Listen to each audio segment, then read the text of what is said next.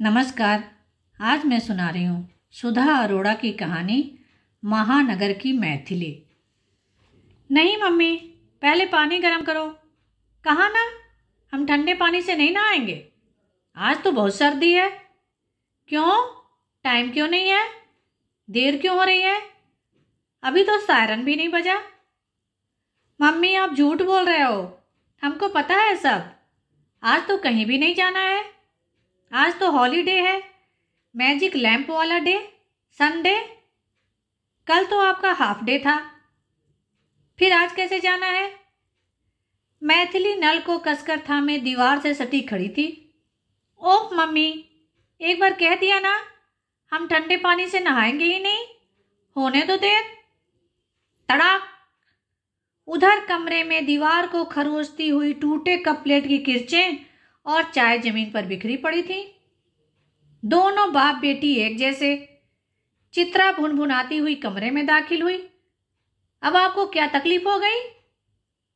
दिवाकर कंबल एक ओर फेंक कर अखबार सामने रखे मुंह फुलाए बैठे थे। सारा मूड बिगाड़ कर रख दिया। यह कोई चाय है?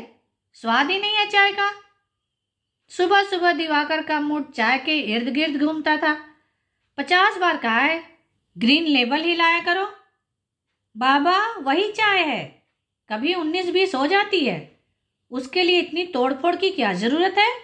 चित्रा ने भी उसी तलखी से जमीन पर फैली चाय के नजदीक जाता कंबल ऊपर खींचा और मैथिली का छोटा सा पलंग बड़ी बेसुरी आवाज के साथ भीतर सरकाया। हमारे घर में महीने की आखिरी तारीखों का ऐलान करने के लिए 2-4 कप प्लेट गिलास टूटना बहुत जरूरी हो गया है। पड़ोसियों को पता कैसे चले कि महीना खत्म हो रहा है? चित्रा ने बड़ी फुर्ती से टूटे कांच के टुकड़े समेटे, बिखरी चाय साफ की और जाते जाते कह गई, 9:30 बजे त्रिवेदी को चर्च गेट स्टेशन पर मिलने को कहा है और अभी घड़ी देख लो, वहीं पड़ी है। उधर मैथिली का अपना राग चल रहा था। मैथिली, मेरा नाम मैथू है। दूसरे बच्चों की तरह अमाला लाम की जगह 1.25 साल की मैथिली ने जब पहला वाक्य अटक अटक कर लेकिन एकदम साफ बोला था, तब सब चौंके थे। बस उसके बाद बोलना आते ही वह धारा प्रवाह बातें करने लगी थी। चित्रा को देखते ही वह दौड़ी चली आई। मम्मी, हमने चप्पल पहन ली है, नहीं तो कांटा चुभ जाएगा। फिर बड़ी शरारत भरी अदा से बोली, पापा ने आज फिर प्लेट तोड़ दी ना। चुप कर! चित्रा ने उसे झिड़क दिया और उसे खींचती हुई बाथरूम तक ले गई। मैथू के चौकन्ने होने से पहले ही उस पर 2-3 लोटे पानी उड़ेल दिया। मम्मी! गुस्से में लाल सुर्ख मुंह किए वह गला फाड़कर चीख रही थी, हम कट्टी हैं तुमसे। ठंडे पानी से नहला दिया। Dirty dirty mummy! और दूसरे ही पल वह सचमुच सर्दी से कांप रही थी। चित्रा ने जल्दी जल्दी उसे तैयार किया। मैथू ने जलती हुई आंखों से मम्मी को घूरते हुए अपनी छोटी उंगली दिखाई, यानी कट्टी, और खुद को ढीला छोड़ दिया। ठीक है, जो चाहे कर लो, लेकिन हम कट्टी हैं ही तुमसे। दिवाकर शेव करते समय अपने गाल पर ब्लेड चला बैठे थे। बहते खून पर तौलिया दबाए खींच रहे थे। बिगाड़ रखी है उसकी आदतें। 12 महीने गर्म पानी से नहाएगी। देखो कैसी बुत बनी बैठी है। चलो मैथू बेटे, जल्दी से नाश्ता कर लो, देर हो रही है। मैथू एकदम उठी और पलंग के कोने में दुबक कर बैठ गई। तमक कर बोली, इसीलिए संडे को हमारे बाल भी नहीं धुलाए और एक पोनी टेल बना दी। फिर मम्मी बोलेंगी इतने जुएं कहाँ से आती है। पाउडर भी नहीं लगाया और ये ऊंची ऊंची फ्रॉक पहना दी। हम शर्मा आंटी के घर कभी ये फ्रॉक पहन कर जाते हैं मैजिक लैंप देखने? और हमको जूते मोजे नहीं पहनने थे, चप्पल पहननी थी। अब हमें कहीं नहीं जाना। वह शिकायतों का पुलिंदा बनी बैठी थी। नहीं बेटे, हम लोग तो एक आंटी को देखने चर्च गेट जा रहे हैं। हॉस्पिटल? बीमार हैं वो। हॉस्पिटल बहुत गंदी जगह होती है। हम बहुत जल्दी आ जाएंगे। दिवाकर उसे समझा रहे थे। मैथू चहक कर उठी और अपनी तीखी आवाज को भरसक मुलायम बनाकर बोली, पहले क्यों नहीं बताया? चर्च गेट वाले फेयर में भी जाएंगे ना हम लोग? हाँ, मम्मी ने प्रॉमिस किया था, एक दिन फिर से फेयर पर चलेंगे वहाँ तुम लोग कॉफ़ी पीना और हमें 1 रुपया देना, बस 1 रुपी ओनली। हम 4 बार झूले में बैठ कर आएंगे। हमको वहाँ ले चलोगे ना पापा? दिवाकर ने उसे गोद में उठाकर पुचकारा था। देखो बेटे, आप तो बहुत समझदार हैं। बच्चे झूठे आश्वासन का स्वर और स्पर्श पहचानने में बहुत तेज होते हैं। दिवाकर की आवाज से मैथिली ने भांप लिया था कि वे साथ नहीं ले चल रहे हैं और वह उनकी पकड़ से छूट भागी थी। हम नाश्ता नहीं करेंगे, हमें भूख नहीं है। मान मनोवल और नाश्ते का वक्त ही नहीं था। सड़क पर आते ही मैथू गुमसुम सी दूसरी ओर मुड़ने लगी तो दिवाकर खींचे, वहां कहाँ जा रहे हो बेटे? सीधे चलो। हमें साथ ले चल रहे हो? मैथू ने फिर उम्मीद भरी स्वर में पूछा। नहीं तो हमें शर्मा आंटी के घर छोड़ दो, टीवी देखेंगे, फिर घर वापस आ जाएंगे। आप लोग तब तक वापस नहीं आओगे? हमें देर लग जाएगी। शर्मा आंटी तो मैजिक लैंप खत्म होते ही कह देंगी, तुम्हारी मम्मी आवाज दे रही हैं, मैथू घर जाओ, हम तुम्हें ताराबाई के घर छोड़ देंगे। नहीं मम्मी, मैथू का गला भर रहा आया था। आज संडे को भी हमें ताराबाई के घर छोड़ेंगे आप? हम ताराबाई के यहाँ नहीं रहेंगे। और वह हाथ छुड़ाकर तेजी से दूसरी ओर भाग निकली थी। दिवाकर उसके पीछे पीछे दौड़े और जबरदस्ती उठाकर लाए। देखो मैथू, अगर तुमने तंग किया ना तो हम सीधे तुम्हें ले जाकर हॉस्टल में डाल देंगे। अच्छा? मैथू ने पापा का गुस्सा सूंघते हुए आवाज धीमी कर दी। हमको हॉस्टल छोड़ दोगे? तो भी हम आपके साथ ही जाएंगे, हम ताराबाई के यहाँ नहीं रहेंगे। ओहो, क्या जिद्दी लड़की है यार तुम्हारी, कोई बात समझने को तैयार ही नहीं है। बेटा, जितना मन हो रो लो, लेकिन अपने साथ हम तुम्हें आज ले ही नहीं जा सकते, समझी? दूसरी गली मुड़ते ही झोपड़पट्टी शुरू हो गई थी। इस गली को देखते ही मैथू पापा के गले में दोनों बाहें कसकर बिसुरने लगी थी। देखा तो उसके दोनों गाल आंसुओं से तर थे। पता नहीं इस तरह बेआवाज रोने की आदत उसमें कब से आई थी। इस तरह रोते हुए अचानक अपनी उम्र से बहुत बड़ी लगने लगती थी। न मुंह से कोई आवाज, न सिसकियां, बस आंखों से लगातार चुपचाप आंसू बहने लगते थे। इस बार चित्रा ने उसे दुलारा। बेटा, रोज तो रहती हैं आप, बस जिस दिन मम्मी पापा को काम हो उसी दिन जिद चढ़ जाती है। मैथू ने रुंधे गले से बोलने की कोशिश की, लेकिन संडे को हम न बोल पाने की झेप में वह दिवाकर की गोद से उतरकर बगैर उंगली पकड़े उस संकरे रास्ते के दूसरी ओर अकेली चलने लगी थी।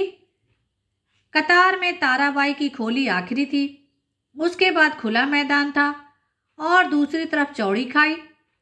ताराबाई का घर अपेक्षाकृत साफ सुथरा था। बाहर एक छोटी सी खटिया भी थी जहां वह 4 बच्चों को एक साथ बिठा देती थी। चित्रा और दिवाकर इस मोहल्ले में नए आए थे।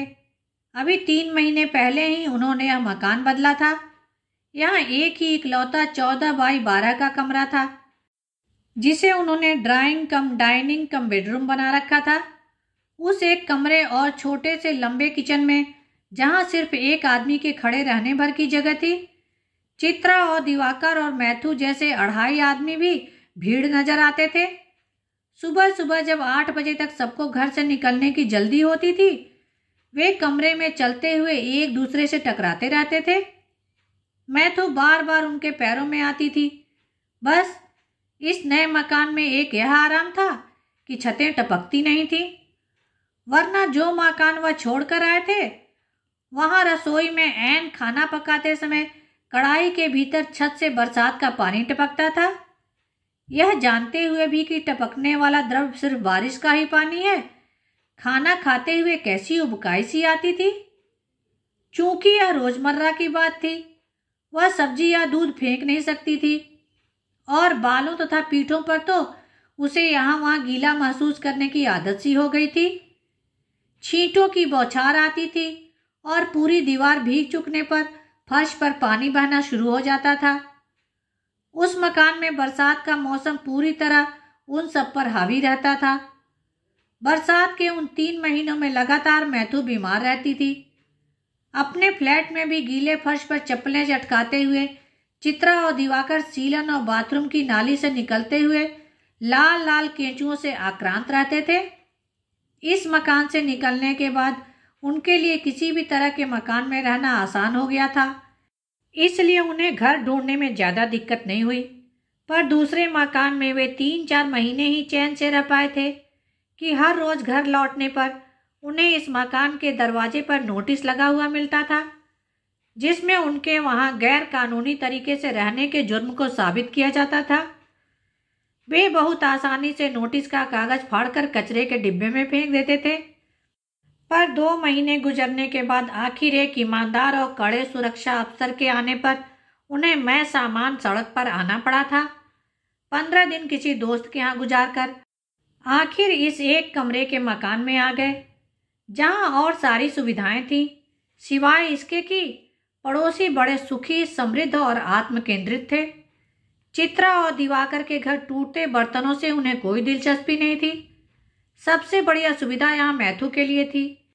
नज़दीक कहीं कोई शिशु या बाल कल्याण केंद्र नहीं था और पूरे दिन के लिए नौकरानी मिलने या रख सकने का सवाल ही नहीं था। कई युक्तियां आजमा चुकने के बाद आखिर वे ताराबाई को ही ढूंढ पाए थे, जो मैथू के अलावा और 3 बच्चों की 8 घंटे तक देखभाल करती थी और महीने के 60 रुपये लेती थी। आज रविवार था और ताराबाई के यहाँ दूसरे बच्चे नहीं थे। अपने ही 4 बच्चों में से किसी एक को वह दनादन ढूंढ रही थी। जैसे ही उसने चित्रा को आते देखा, उस नाक बहाते मरगिल्ले से अधनंगे बच्चे की पीठ पर उसने आखिरी धौल जमाई। जाउन मर तिकड़े, हलकट कुठला, और 9 वारी साड़ी से अपने गीले हाथ पोंछने लगी। फिर झेपते हुए बोली, बाहर जाने का है मेम साहब, छोकरी किधर? मैथू रास्ते के दूसरी ओर चुपचाप खड़ी थी। एरे मैथू, उधर किधर जाता है? मेरे को पहचानता ही नहीं। बुलाए जाने पर मैथू धीरे धीरे रास्ता पार कर आई और खटिया पर बैठ गई, आंखें लाल और गाल भीगे हुए। झोपड़ी के भीतर एकटक जैसे वह किसी शून्य में देखे जा रही थी। अरे मम्मी से गुस्सा है? ताराबाई उसे गुदगुदा रही थी और वह चुप। चित्रा ने पर्स में से एक पैकेट निकाला और उसे थमाया। ताराबाई, यह घर से कुछ खाकर नहीं आई है, अभी इसे नाश्ता करवा देना और खाने में सिर्फ दाल चावल देना। 5 बजे तक हम लोग आ जाएंगे। ताराबाई, हमें जरूरी काम से जाना था।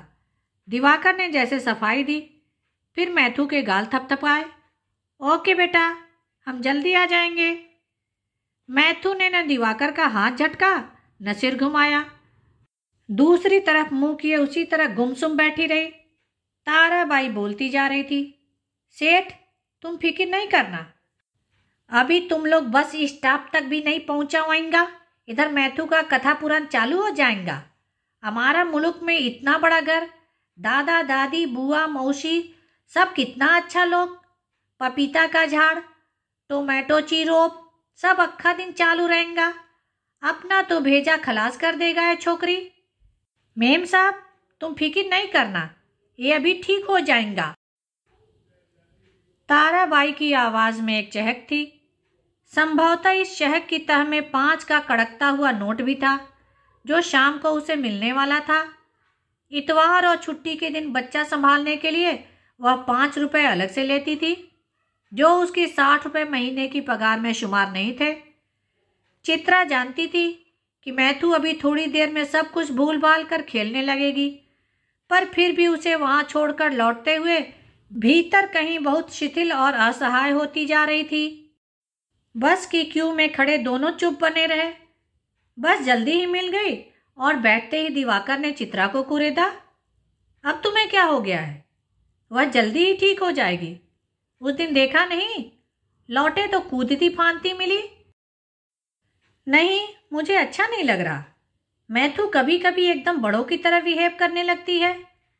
चित्रा रुक रुक कर बोली, कैसे बिना आवाज रोती है, बहुत नाराज होती है तो गुमसुम हो जाती है। एक रविवार ही तो मिलता है उसे हमारे साथ रहने के लिए। ऐसा कौन सा जरूरी काम है हमें? 30 किलोमीटर दूर अंग्रेजी फिल्म देखने जा रहे हैं, यह अय्याशी नहीं तो और क्या है? बस यह सुनना था कि दिवाकर आग बबूला हो गए। चलती बस में एकदम खड़े होकर बोले, चलो उठो, घर चलो। साल छमाही कभी घर से निकलो तो भी 100 सिर दर्द साथ चलते हैं। बैठो बैठो, बस में तमाशा मत करो। चित्रा ने संभाला। अपने बच्चे के लिए कुछ महसूस करना भी गलत है। नहीं, बस में बैठकर आप महसूस करिए, पहले सोचना था यह सब। दिवाकर अपने तई बड़बड़ाते चले जा रहे थे। आफ्टर ऑल मैथ्यू को बड़ा होना है, तुम तो जिंदगी भर उसे बच्चा ही बनाए रहोगी। हमारे साथ हर जगह कैसे चल सकती है वह? She has to learn all this. Diwakar जले भुने खिड़की से बाहर देखते जा रहे थे। चित्रा अपनी सीट पर बैठे बैठे निढाल हो गई थी। दिवाकर की बातों में उसे सुबह की खराब चाय की बू आ रही थी। वह शायद अब भी कप प्लेट तोड़ने वाली मनस्थिति में ही थे। चित्रा ने सोचा था आज वह दिवाकर से उसके ऑफिस के समाचार सुनेगी और अपने स्टाफ के झगड़े के बारे में बताएगी, पर उनमें संवाद की स्थिति ही नहीं रही थी। इस नए मकान में आने के बाद वे दोनों व्यस्त हो गए थे। घर से चित्रा के स्कूल और दिवाकर के ऑफिस का फासला बढ़ गया था। सुबह मुंह अंधेरे 5 बजे उठकर चित्रा के हाथ मशीनी अंदाज में रोजमर्रा के काम निपटाते थे और 3 घंटों में 3 टिफिन के डिब्बे और अपने अपने सामान से लैस होकर दरवाजे पर ताला डाल 2 चाबियां अपने अपने साथ ले वे तीनों घर के बाहर निकल पड़ते थे। शाम 5 बजे तक चित्रा स्कूल से लौटते हुए सब्जी भाजी ब्रेड खरीदती हुई ताराबाई के घर से मैथ्यू को साथ लाती हुई घर पहुंचती थी। तब सुबह का बिखरा घर समेटने और खाना बनाने खाने तक वह बुरी तरह थककर चूर हो जाती थी। 8-9 बजे दिवाकर ऑफिस की फाइलों से लदे फंदे घर लौटते थे और इसके साथ ही वह खाना टेबल पर लगा बोझिल आंखों से सोने का इंतजार करती पाई जाती थी। इतवार को चित्रा की छुट्टी होती थी और सोमवार को दिवाकर की।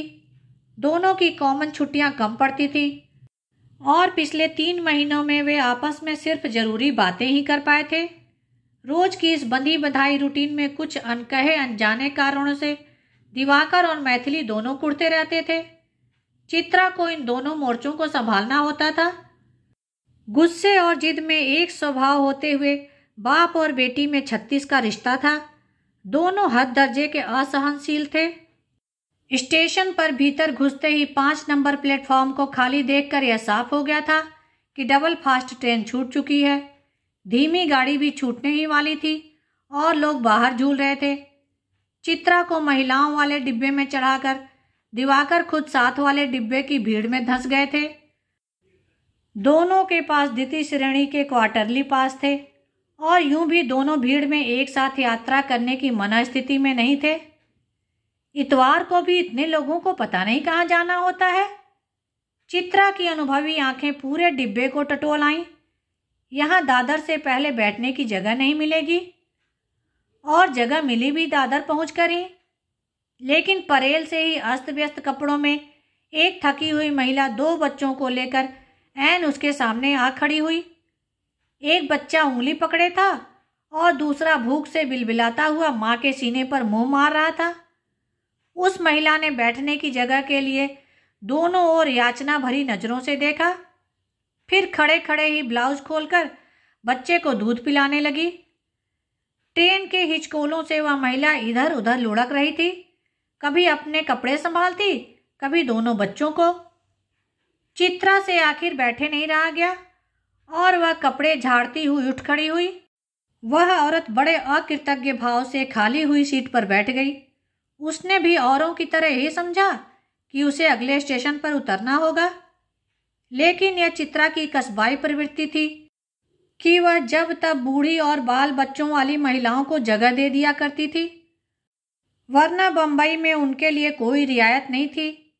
लोकल का टिकट लेना हो या बस का क्यू हो, उन्हें अपने नंबर का इंतजार सबके साथ करना पड़ता था। महिलाएं भी उसी अनुपात में रूखी और बेदिल थीं। घर से ऑफिस तक रोज ट्रेन में आने जाने के समय वे पर्स और थैले बुनती थीं, रोज मिलने वाली महिला सहयात्रियों से बेखबर। शुरू शुरू में उसे अपना रोज़ 10 किलोमीटर की दूरी तय करके स्कूल में पढ़ाने जाना बहुत अखरता था और वह हमेशा चौंकती थी जब दिवाकर छुट्टी के दिन अचानक दोपहर को शहर में, जो घर से हमेशा 25-30 मील के फासले पर होता था, फिल्म देखने का प्रोग्राम बना डालते थे और वे दोनों चप्पलें पहन वैसे ही घर से निकल पड़ते थे। दिवाकर उसे चिढ़ाते कि वह बंबई में रहते हुए भी इस महानगर को अपने 3 वर्ग मील के क्षेत्र में फैले कस्बे की ही नज़र से देखती है। दिवाकर के ऑफिस में लोग ठाणा, कल्याण और उसके आगे पूना से भी रोज काम करने के लिए आते थे और उनका अधिकांश दिन सफर में ही गुजरता था। इन सब के मुकाबले उसे अपने आप को वाकई खुशकिस्मत महसूस करना चाहिए था कि उसका स्कूल घर से सिर्फ 10 किलोमीटर के फासले पर था। लेकिन हर साल गर्मी की छुट्टियों में मैथू को लेकर अपने कस्बे में 1.5 महीना गुजारते हुए उसे वहाँ के हर आदमी से ईर्ष्या होती थी। वहाँ का हर इंसान इतना संतुष्ट, सुखी और अवकाश प्राप्त दिखाई देता था कि अपनी बम्बई की भाग दौड़ वाली मशीनी जिंदगी उसे कहीं भीतर से तोड़ती हुई महसूस होती थी। हर बार उस कस्बे से लौटने के बाद वह दिवाकर को बड़ी गंभीरता पूर्वक राय देती कि अब वह किसी और शहर में नौकरी तलाश करे। यह महानगर तो सिर्फ गरीबों के लिए 2 जून की रोटी का जुगाड़ कर सकता है या व्यापारियों, पैसों वालों और अफसरों के लिए है। नौकरी पेशा निम्न मध्य वर्ग वाले यहाँ मरते दम तक अपनी परेशानियों से उबर नहीं सकते। दिवाकर भी 2-4 दिन अखबारों की वांट्स देखते, अर्जियां भेजते, पर हफ्ता बीतते न बीतते सब कुछ फिर से फास्ट, सिंगल फास्ट और डबल फास्ट लोकल की मशीनी रफ्तार में जब्त हो जाता। उनसे अधिक इस रफ्तार की आदी हो गई थी मैथिली, जो रोज सुबह वक्त पर उठकर अपने आप तैयार होती थी और अपनी सारी चीज़ें समेटने के बाद मम्मी पापा के पर्स, कलम और रुमाल वगैरह तैयार कर देती थी। मुलुंड वाले मकान में वह 3 महीने बगैर किसी आया के अकेले काट चुकी थी। वहाँ मम्मी पापा के जाने के बाद वह चाबियां संभाल लेती, चंदाबाई के आने पर बकायदा दरवाज़ा खोलती, उससे काम करवाती, मेज पर ढका हुआ खाना खाती, स्कूल जो घर से सटा हुआ ही था जाती और लौटकर चाबियां घुमाती हुई इस उस पड़ोसी के यहाँ खेलती रहती। वहाँ चित्रा की पड़ोसिन बेहद भली और सीधी महिला थी। घर और मैथिली दोनों पर वह नज़र रखती थी। इस नए मकान में यह सुविधा और सुरक्षा नहीं थी। दिन दहाड़े यहाँ चोरियां होती थीं और मकान से बाहर आते ही खुली सड़क पर 2 अंधे मोड़ थे जहाँ आए दिन दुर्घटनाएं होती थी। इस मकान में आने का एक बड़ा आकर्षण थी सावित्री, जो चित्रा के साथ ही स्कूल में पढ़ती थी। चित्रा ने सोचा था कभी वक्त जरूरत पर उसके पास मैथिली को छोड़ा जा सकेगा, लेकिन अब वह मिसेस शर्मा थी और शर्मा जी की अमीरी की बदौलत जब तब घर में किटी पार्टी आयोजित करती रहती थी। मैथ्यू उनके यहाँ टीवी देखने के लालच में जाती तो वह घंटे भर में ही मैथ्यू को घर वापस भेज देती। इस मैथिली का जन्म उसी छोटे से कस्बे में अजीबो गरीब शान शौकत के बीच हुआ था। उसके नाना और दादा दोनों के परिवारों में वह अपनी पीढ़ी की पहली बच्ची थी और उसका नामकरण संस्कार बड़ी धूमधाम के साथ संपन्न हुआ था। दोनों परिवारों ने पास पड़ोस में जी भरकर मिठाइयाँ बांटी थी, हिजड़ों का नाच करवाया था, जिनका प्रवेश ही उस गेट के अंदर निषिद्ध था। कस्बे के एक जाने माने पंडित ने बच्ची की जन्म पत्री तैयार की थी और ग्रह नक्षत्रों की स्थिति समझाते हुए बताया था कि बच्ची पर जन्म से ही 7.5 चल रही है और लड़की अपने माँ बाप दोनों पर ही भारी है। कभी माँ बीमार रहेगी तो कभी बाप। पंडित जी को दिवाकर ने टोक दिया था, आप यह सब सुनाकर हमें ही बीमार कर रहे हैं। नाम किस अक्षर पर है यह बताइए। पंडित जी भड़क गए थे। हमने तो बड़े बड़े नेताओं की बेटियों का नाम रखा है। आप तनिक धैर्यपूर्वक ध्यान देकर कुंडली सुनिए। आपकी बच्ची का नाम तो बहुत ही सुंदर अक्षर से है। माँ से मेनका रखिए या माधवी। उन दिनों वहाँ एक संस्थान द्वारा मैथिली वनवास नाटक खेला जाने वाला था और दादी ने बड़े चाव से अपनी पोती का नाम मैथिली रख दिया था। पिद्दी सी उस मैथिली को 1.25 महीने की उम्र में ही उस कस्बे से वनवास मिल गया था। चित्रा उसे बंबई ले आई थी। क्योंकि उसके स्कूल की छुट्टियां खत्म हो रही थीं। बम्बई लौटने के बाद 3-4 दिन लगातार भाग दौड़ करके किसी तरह उसने एक 14 साल की लड़की का बंदोबस्त किया था अपने स्कूल जाने के बाद मैथू को संभालने के लिए। छुट्टियों के बाद पहले दिन जब वह स्कूल गई थी, उसे यह अनुमान ही नहीं था कि वह अपने में इतना फर्क महसूस करेगी। स्कूल में दिन भर उसका मन नहीं लगा और वह छुट्टी होने के इंतजार में खोई खोई सी बैठी रही। सारा दिन उसके जेहन में नन्हे नन्हे कुलबुलाते हाथ पैर और चमकती हुई आंखें घूरती रहती थीं, जिनमें अभी मम्मी की पहचान भी नहीं उभरी थी। पहले ही दिन ज्यों ही मैथू के दूध पीने का वक्त होता, वह अपने कपड़े भीगे हुए पाती। यह सिलसिला 4-5 दिन लगातार चलता रहा। उधर घर में मैथू अपनी बारीक आवाज में दूध के लिए रो रही होती। इधर चित्रा अपने भीगे हुए ब्लाउज से परेशान होकर अपनी छातियों को दबा दबा कर गिलास में दूध निकालती और वाश बेसिन में गिरा आती। चौथे दिन उसे जब्त नहीं हुआ और वहीं स्टाफ रूम में मेज पर माथा टिकाकर वह फूट फूट कर बेतरह रोती रही। उसकी सहकर्मी मिसेज माथुर कारण जानने पर हंसती कि इसी स्कूल में काम करते हुए हमने 3-3 बच्चे पैदा किए हैं और यह तुम्हारा पहला है ना, इसीलिए परेशान हो। अरे बच्चे को पैदा होते ही पाउडर के दूध की आदत डालो और स्कूल आने से 2-4 दिन पहले ही अपना दूध छुड़ा लो। इस सीधी सी चीज के लिए तुम 5 दिन से घुल रही हो। तभी मैं कहूं कि मिसेस दिवाकर की सूरत को क्या हो गया है। कहीं लड़के की उम्मीद में लड़की पैदा होने के गम में तो दुबली नहीं हो रही। धीरे धीरे चित्रा और मैथू दोनों को आदत हो गई। मैथू सिर्फ रात को चित्रा की मांग करती और दिन भर अपनी नई नई आयाओं के साथ खेलती, पर उसकी सेहत हमेशा औसत बच्चों से कमजोर ही रही। घर की बदलती 4 दीवारियों और नई नई नौकरानियों के बीच वह बहुत धीरे धीरे बड़ी हुई। उसकी आदतें भी कुछ खास आयाओं की ही दी हुई थी। उसकी नाक बहती रहती और वह खींचती नहीं, ना ही नाक पुछवाने की जिद करती। पेशाब करने के बाद वह देर तक गीले में ही खेलती रहती। गोद में उठाते ही वह चित्रा की कमर के इर्द गिर्द टांगे चौड़ी कर देती। धूल मिट्टी रेत में वह आराम से खेलती और साफ सुथरे कपड़े और जूते मोजों से सजे बच्चों को सामने पाकर वह सहमकर परे हो जाती। इन सब की वजह से एक बार चित्रा ने तय किया था कि वह अपनी बच्ची की कीमत पर नौकरी नहीं करेगी। आया मैथू का पेट तो भर सकती है, पर माँ के हाथों का स्पर्श और दुलार उसे नहीं दे सकती। यूं भी जन्म के बाद से माता पिता के रूप में वे मैथू को पाउडर मिल्क के नियमित डिब्बों और रोज बदलती नौकरानियों के साथ एक लंबे नाजायज एकाकीपन के अलावा और क्या ही दे पाए थे। लेकिन लंबे महानगरीय अभ्यास के बाद वे जान चुके थे कि इस तरह के सवालों का एक लंबा सिलसिला था, जो सिर्फ मैथू के प्रति गैर जिम्मेदारी पर ही खत्म नहीं होता।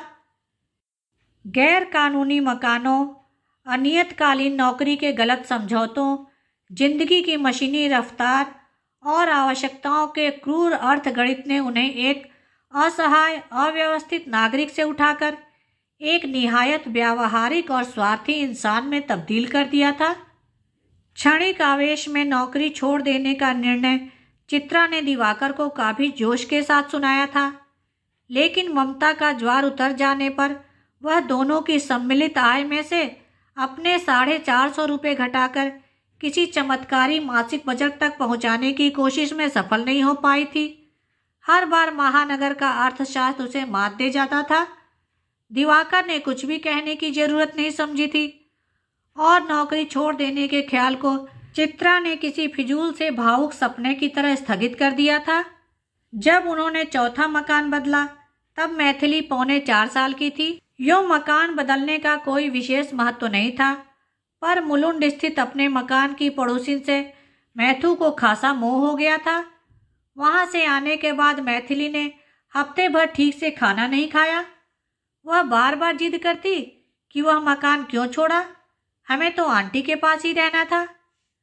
चित्रा ने तब अपनी हैसियत से बाहर जाकर 80 रुपये महीना पर एक क्रिश्चियन आया रखी थी, लेकिन 10 दिन के बाद ही चित्रा ने देखा कि महीने भर का राशन पानी साफ था।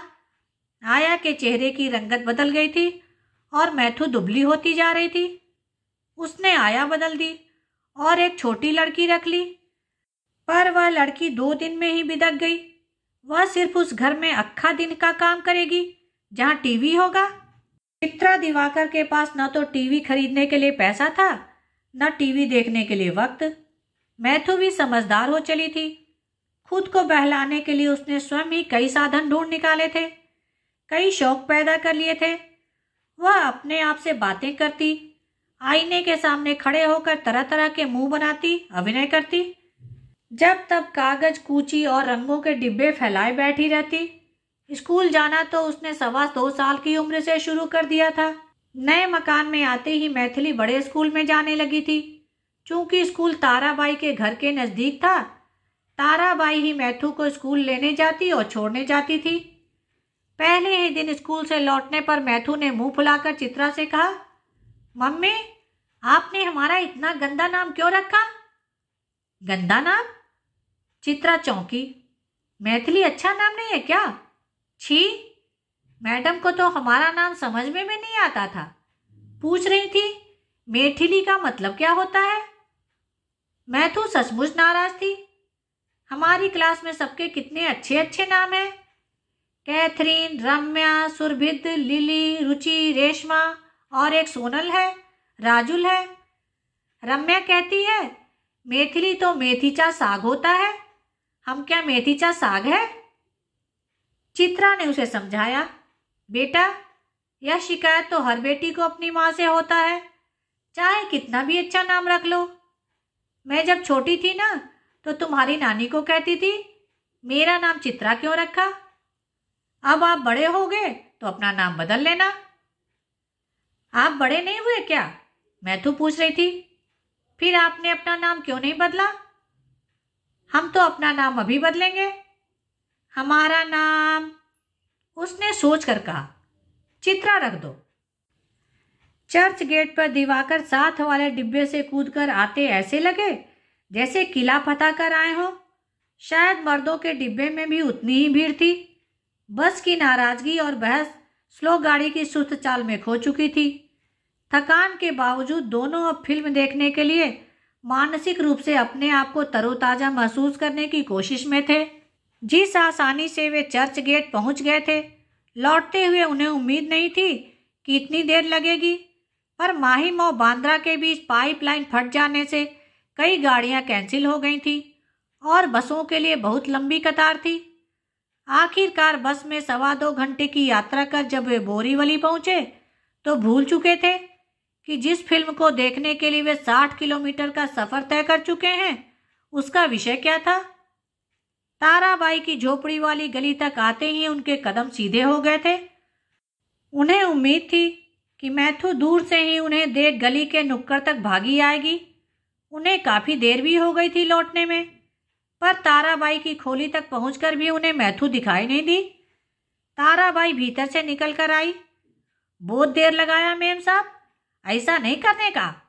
मेरे को भी रविवार को घर में काम होता है। अभी देख लेने का मैथू को, तिकड़े बसली है। छोकड़ी कुछ खाया नहीं, पिया नहीं, खेलने का भी नहीं, बात भी नहीं करने का। अब तुम ही देखो। एरे माथू, काय झाला? मम्मी आली तुझी। मैथू पता नहीं कहाँ से निकलकर चुपचाप आई और चलने को तैयार खड़ी हो गई। चित्रा ने ताराबाई को रुपए पकड़ाए तो वह नोट साड़ी में खोसकर झिझकती हुई बोली, मेम साहब, एक बात बोलेंगा। तुम अभी एक और पैदा करो मैथू के साथ खेलने का वास्ते। क्यों? तुझे और 60 रुपए तैयार करने हैं अपने? चित्रा हंसी। दिवाकर ने मैथू को गोद में उठाना चाहा तो उसने हाथ झटक दिया। अरे सत्याग्रही बेटा, अभी तक नाराज हैं आप? दिवाकर ने उसे थपथपाया, लेकिन वह चुपचाप नाक की सीध में चलती रही। तुम्हारी बेटी है आखिर, चित्रा बोली। मकान का दरवाजा खोलते ही मैथू अंदर भागी और जूते उतारकर वैसे ही मोजे पहने हुए पैर सिकोड़ कर लेट गई। चित्रा ने देखा वह सर्दी से कांप रही थी। इसकी तबीयत ठीक नहीं लग रही, दिवाकर ने कहा और उसे रजाई उड़ा दी। मैथू लेटते ही सो गई। 10 मिनट बाद चित्रा ने उसे छुआ तो वह आग की तरह तप रही थी। उसके होठों पर कुछ अस्पष्ट सी बुदबुदाहट थी। इसे तो बहुत तेज बुखार है, चित्रा घबराई। बुखार बहुत तेजी से बढ़ रहा था और जब चित्रा ने मैथू की बगल में थर्मामीटर लगाया तो पारा 104 को छू रहा था।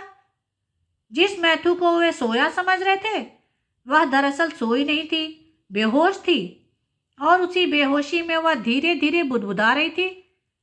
चित्रा ने ठंडे पानी में नमक घोलकर उसके माथे पर गीली पट्टियां रखनी शुरू की तो 10 मिनट बाद वह कुछ होश में आई। चित्रा को उसने आंख खोलकर देखा और जैसे ही उसकी आंखों में पहचान उभरी, उसने गीली पट्टी अपने माथे से उतारकर फेंकी और पलंग पर जोर जोर से पैर पटकने लगी। अगले ही क्षण उसके हाथ पैर ऐंठने और दांत बजने शुरू हो गए। चित्रा ने जबरदस्ती मैथू को गार्डिनल की आधी गोली खिला दी, हालांकि वह दवा लेने को तैयार नहीं थी। देर तक मैथू का बदन उसी तरह तपता रहा। चित्रा उसे दवा के 2 डोज दे चुकी थी। दोनों बार पसीना आकर बुखार 1 डिग्री नीचे उतरा, लेकिन आधे घंटे बाद ही फिर बुखार तेज था। दिवाकर दिन भर की थकान से बिना खाए पिए मैथू का छोटा सा पलंग नीचे खींचकर लेट गए थे और थोड़ी देर में हल्के खर्राटों की आवाज हवा में उभरने लगी थी।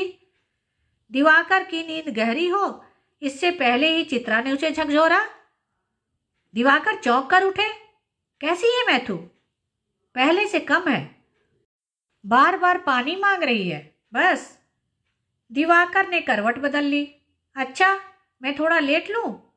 सुनो, चित्रा ने फिर पुकारा। कल का क्या करना है? कल? दिवाकर पलटे। कल तुम छुट्टी ले लेना, और क्या। सुनो तो, चित्रा खींची। कल मैं छुट्टी नहीं ले सकती, तभी तो कह रही हूं। अब तुम जानो, मेरे ऑफिस में तो कल इंस्पेक्शन है। दिवाकर नींद में थे। अच्छा, सुबह देखेंगे, अभी कमर जरा सीधी करने दो। सुबह नहीं, अभी तुम सुन लो। स्कूल में यूनिट टेस्ट चल रहे हैं और खुर्शीद छुट्टी पर है। दोनों सेक्शन मुझे संभालने हैं और मैंने पेपर भी सबमिट नहीं किए हैं। खुर्शीद ऑनरेडी टीचर है, वह जब चाहे छुट्टी ले सकती है। सुन रहे हो? चित्रा सुबह का मसला निपटाकर ही लेटना चाहती थी। ठीक है, मैं तुम्हारे स्कूल पेपर पहुंचाता हुआ जाऊंगा, तुम फोन कर देना। दिवाकर मुंह बिगाड़ कर बोले। लेकिन मेरे घर रुकने के बारे में सोचना भी मत। That is next to impossible. तुम समझते क्यों नहीं? चित्रा की आवाज तेज थी। तुम नहीं जाओगे तो नुकसान तुम्हारा ही होगा ना। लेकिन मेरे न जाने से 125 लड़कियां बैठी रह जाएंगी। इतनी गैर जिम्मेदार मैं नहीं हो सकती। मैथ्यू बहुत थकी आवाज में बुदबुदा रही थी। मामा, पानी। चित्रा ने चम्मच से उसके मुंह में 2-3 बार ही पानी डाला कि उसने सिर हिला दिया। बस मामा। आप फिर सो गए? चित्रा ने दिवाकर को हिलाया। बड़े ढीठ हो तुम। आखिर तय हुआ कि सुबह चित्रा ही स्कूल जाएगी और कोई बंदोबस्त कर जल्दी वापस आ जाएगी, तब दिवाकर ऑफिस जाएंगे। इस नए मकान में आने के 3 महीने बाद उन्हें अच्छे पड़ोसियों की कमी बेतरह खल रही थी। रात भर मैथू का बदन तपता रहा। उससे 2.5 फुट दूर लेटी चित्रा को उसके बदन की आंच और गर्म सांसें छू रही थी। दिवाकर बहुत थके हुए थे और खर्राटों के बीच बीच में वह अचानक जाकर पूछ लेते थे कि मैथू कैसी है। रात भर मैथू हर आधे घंटे के बाद पानी मांगती रही थी और चित्रा उनिंदी सी चम्मच उसके मुंह में लगाती रही थी। सुबह 5 बजे उठकर चित्रा ने पेपर तैयार किया। मैथू का बुखार देखा, अभी भी 102 था। मैथू के लिए पानी उबाल कर रखा। उसे लग रहा था कि ताराबाई के घर का पानी पीते रहने से ही उसे यह इन्फेक्शन हुआ है। हर बार मैथू के बीमार होने पर उसे उबला पानी देने का सिलसिला हफ्ते भर ही मुश्किल से चल पाता था। चित्रा ने घर के सब काम निपटाए, कुकर में चावल दाल बनाकर रखा और जाने के लिए तैयार होने लगी। दिवाकर को उठाते हुए उसने देखा कि मैथू टुकर टुकर उसकी तरफ देखे जा रही है। चित्रा उस पर झुकी। कैसे हैं बेटे आप? और उसने मैथू के माथे को चूम लिया। बुखार अब भी तेज था। मैथू को उसने दवा दी और कहा, हम जल्दी आ जाएंगे बेटा, पापा से दवा ले लेना और थोड़ा दूध भी पी लेना। दिवाकर मैथू के सिर पर हाथ रखे अखबार पढ़ रहे थे। चित्रा बाहर निकलने से पहले अपने बैग के कागज देख रही थी कि हल्की सी आवाज आई, मम्मी। चित्रा ने देखा मैथू कांपते हाथों से पैरों के जूते पहनने की कोशिश कर रही थी। उसका चेहरा दर्द से खिंच गया था। अरे बेटा, आपको कहाँ जाना है? चित्रा उसके जूते हटाकर उसे सुलाने की कोशिश करने लगी, पर मैथू हाथ पैर चलाने लगी। हम ताराबाई के घर जाएंगे तुम्हारे साथ। दिवाकर ने अखबार फेंक एक ओर से मैथू को पकड़ा। बेटे, आप बीमार हैं? मैथू चिल्लाने लगी, नहीं, हम ताराबाई के घर जाएंगे। और फिर अपने जूते लेने के लिए दिवाकर का हाथ झटक कर पलंग से उतर पड़ी।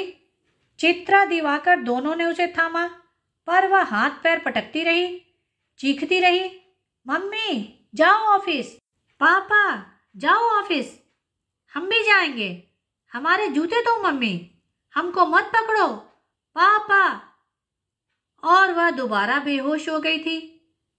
दिवाकर कमीज गले में डाले किसी डॉक्टर को ढूंढने निकले। चित्रा बार बार घड़ी देख रही थी कि उसे टैक्सी ही लेनी पड़ेगी, यानी 8 रुपये 65 पैसे। सामने कैलेंडर था और मैथू को 5 साल की होने में पूरे 9 दिन बाकी थे।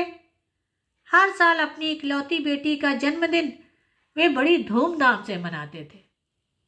धन्यवाद। कहानी को लाइक करें और शेयर करें।